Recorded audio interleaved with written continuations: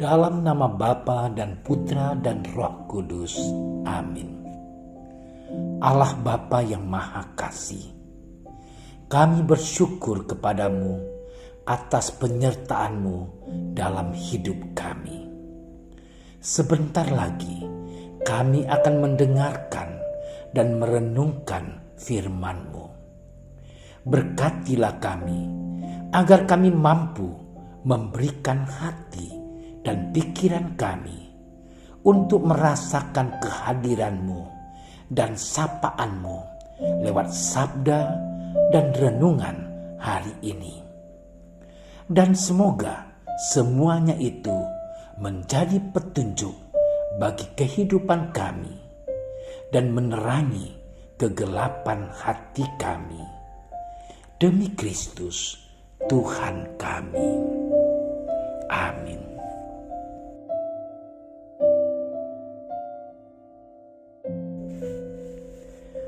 Pada zaman pemerintahan Raja Herodes, sesudah Yesus dilahirkan di Betlehem di tanah Yudea, datanglah orang-orang Majus dari timur ke Yerusalem dan bertanya-tanya, di manakah dia, raja orang Yahudi yang baru dilahirkan itu?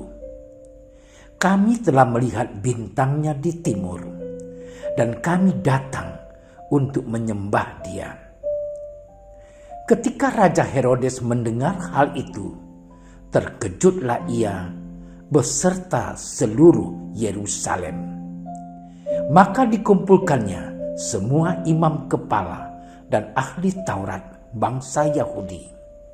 Lalu dimintanya keterangan dari mereka di mana Mesias akan dilahirkan. Mereka berkata kepadanya, di Betlehem di tanah Yudea, karena demikianlah ada tertulis dalam kitab Nabi.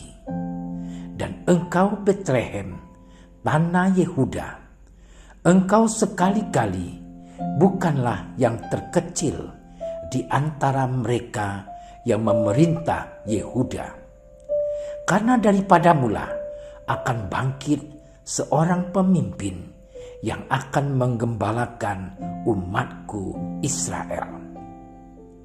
Lalu dengan diam-diam Herodes memanggil orang-orang Majus itu dan dengan teliti bertanya kepada mereka bila mana bintang itu nampak.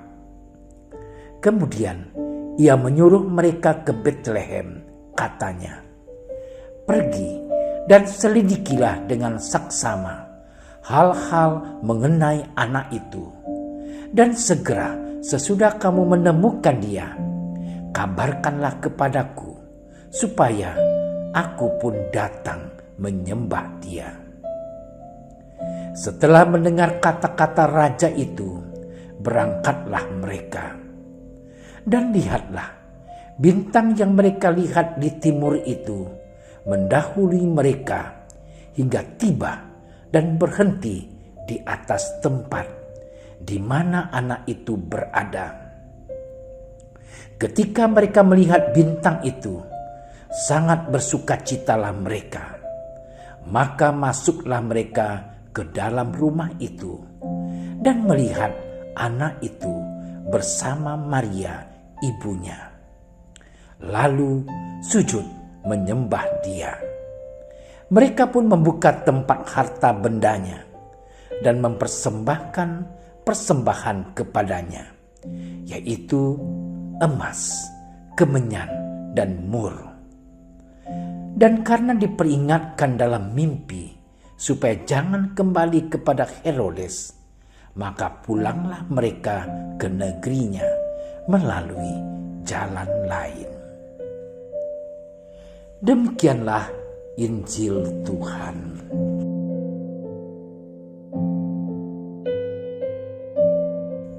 Saudara-saudariku yang terkasih, bersama gereja semesta kita merayakan Hari Raya Penampakan Tuhan. Tuhan Yesus melalui cahaya bintang menuntun para majus dari timur ke Betlehem, sehingga mereka dapat melihat anak itu bersama Maria ibunya. Dikatakan dalam Injil bahwa mereka sangat bersukacita. Lalu mereka sujud menyembah Dia dan mempersembahkan kepada anak itu emas, kemenyan, dan mur. Saudara-saudariku yang terkasih, ada 3 hal yang dapat kita renungkan. Pertama, perjumpaan dengan bayi Yesus membawa sukacita.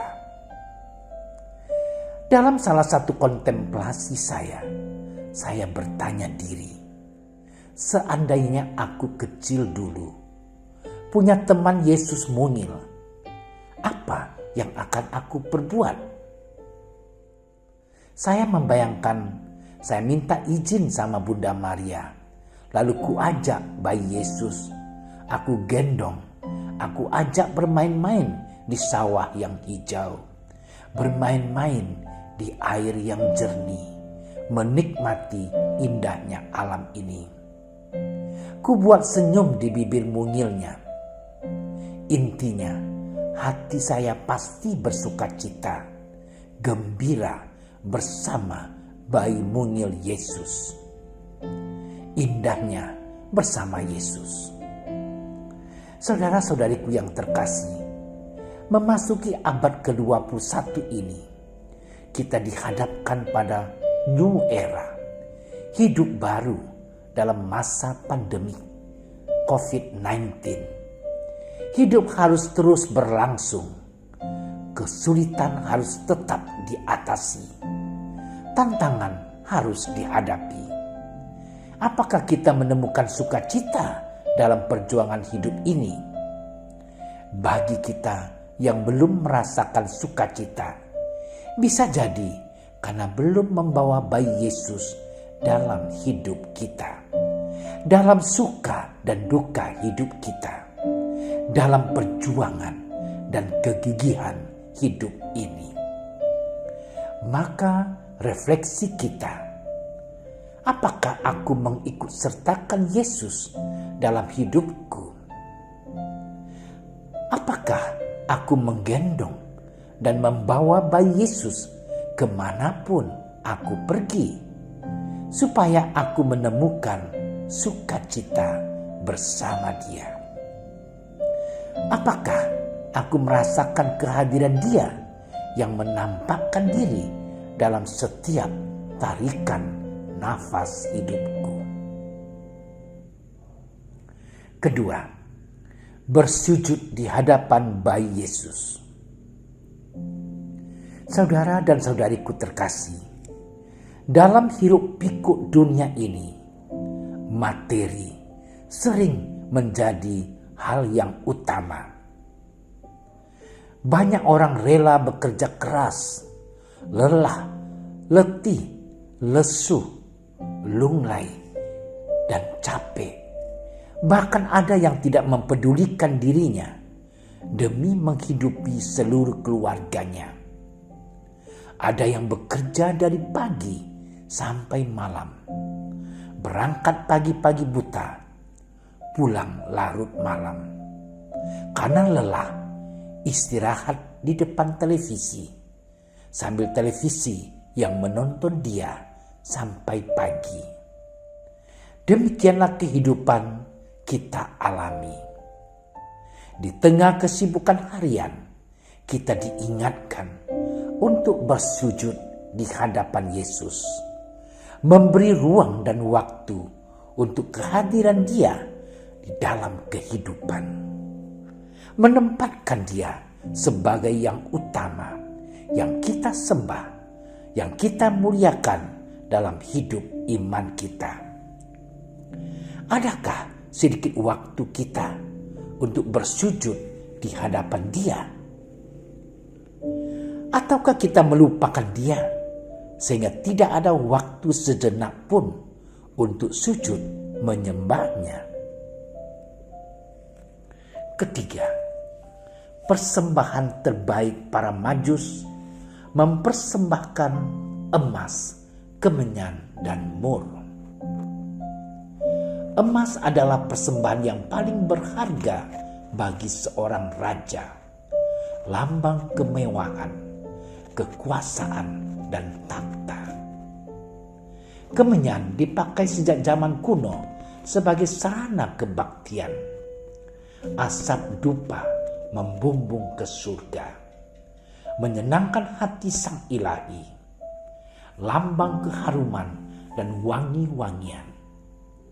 Sementara mur adalah sejenis minyak atau rempah-rempah yang alami yang biasa dipakai sebagai parfum dan juga bisa dipakai untuk obat. Mur juga biasa dipakai untuk pemakaman orang zaman dahulu, melambangkan kemanusiaan Yesus yang akan mati seperti manusia. Yesus Kristus yang walaupun dalam rupa Allah tidak menganggap kesetaraannya dengan Allah itu sebagai milik yang harus dipertahankan, melainkan telah mengosongkan dirinya dan mengambil rupa seorang hamba dan menjadi sama dengan manusia. Surat Rasul Paulus kepada jemaat di Filipi bab 1 ayat 6-8. Emas, kemenyan, dan mur adalah 3 persembahan terbaik dari para Majus dari timur. Saudara-saudariku yang terkasih, kita telah menerima anugerah kehidupan dari Tuhan. Bahwa kita setiap hari, bahkan setiap detik dalam tarikan nafas kita, diberi kehidupan cuma-cuma oleh Tuhan. Bisa dibayangkan, kalau mengambil nafas harus membayar, berapakah yang harus kita bayarkan? Betapa kita perlu bersyukur atas anugerah kehidupan ini dengan cara mempersembahkan yang terbaik kepada Tuhan dan sesama. Untuk kita renungkan,